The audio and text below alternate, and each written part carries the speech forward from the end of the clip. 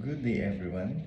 Today, I will present our ship manning plan for a bulk carrier vessel based on the requirements of the International Maritime Organization and the International Convention on Standards of Training, Certification and Watchkeeping for Seafarers.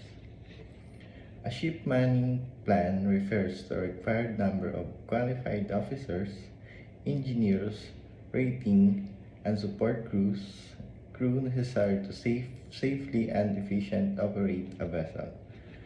Proper manning ensures that navigation, cargo handling, engineering operation, and emergency response and daily ship activities are carried out safely. For a bulk carrier vessel, the crew is composed of deck department, engine department, and catering department.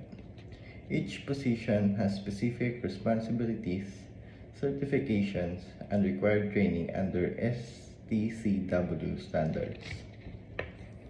So first is master or captain. First is the master, also known as the captain. The master is the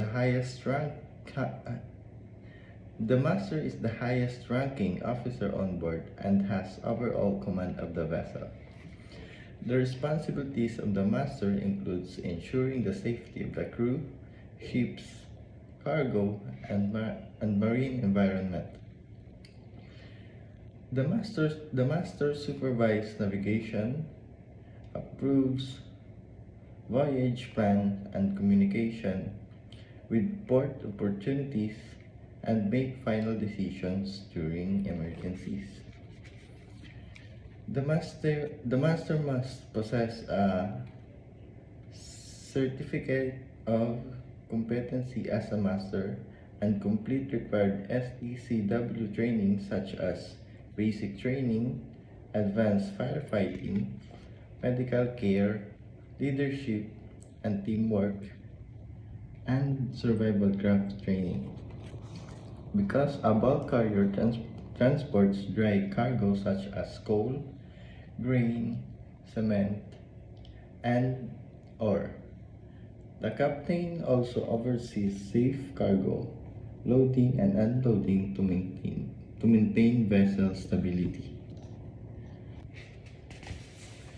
So next is chief officer, also called the chief mate.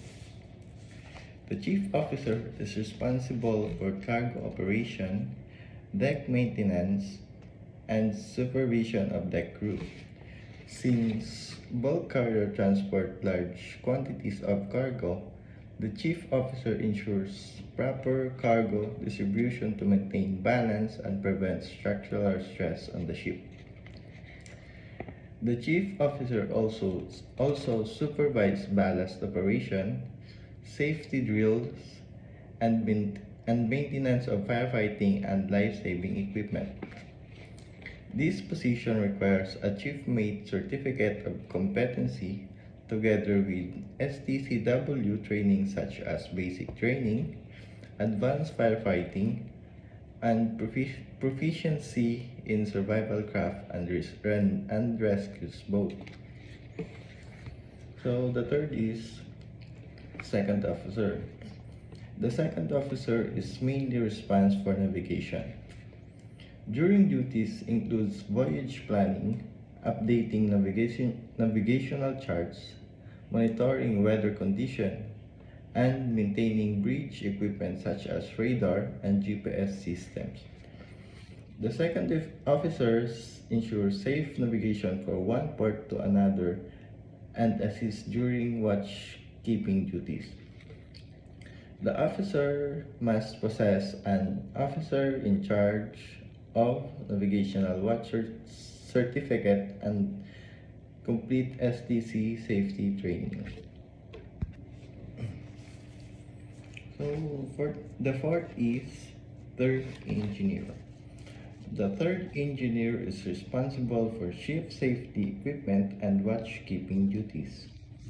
Their tasks includes checking fire extinguisher, lifeboats, alarms, emergency equipment, and assessing in navigational watches. The third officer helps maintain emergency preparedness on board the vessel. The required certification is also officer in charge of navigational watch with STCW safety training. Next is deck ratings. The deck rating include the bosun, able seaman, and ordinary seaman. The bosun is supervised deck maintenance work and reports directly to chief officer. The able man or AB performs lookout duties, mooring operation, cargo assistance, painting, cleaning, and maintenance of deck machinery. The ordinary seaman assists the deck crew in cleaning, maintenance, and routine operation while gaining experience. These crew members are required to complete basic training and appropriate deck rating certification. So our next is Chief Engineer. Chief Engineer who heads the engine department.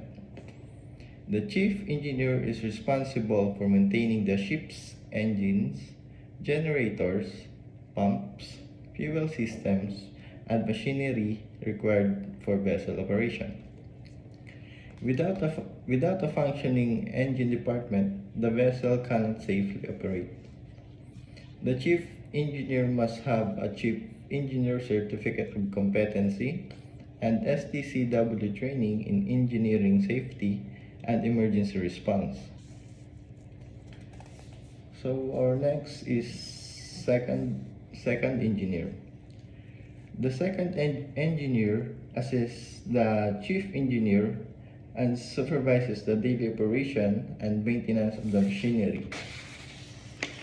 This officer monitors system, fuel system, cooling system, lubrication system, and engine room activities.